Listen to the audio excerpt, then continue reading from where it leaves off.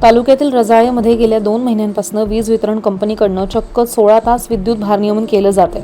त्यामुळे फक्त 8 तास वीज पुरवठा केला जातोय आणि त्यामध्ये सुद्धा प्रचंड खंड पडत असल्यामुळे शेतकऱ्यांसह ग्रामस्थांमध्ये सुद्धा तीव्र संताप व्यक्त होतोय।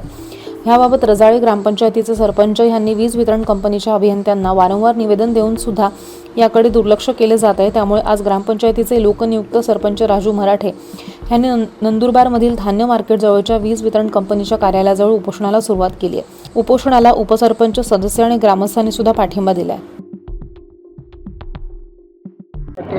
सरपंच रजाळे मी आज 4/2/2025 पासून महाराष्ट्र वीज वितरण कंपनीच्या कार्यालयासमोर बेमुदत उपोषणाला बसलो आहे। याचे कारण असं आहे की यांना वारंवार 2 महिन्यापासून वारंवार निवेदन देऊन सुद्धा यांनी आमच्या रजाळ्याकडे दुर्लक्ष केलं आहे।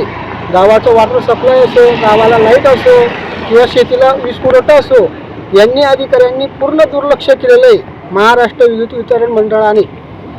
म्हणून मी आज 4/2/2025 पासून सरपंच, उपसरपंच, सदस्य व ग्रामस्थ आम्ही पूर्णपणे उपोषणात बसलेलो आहे।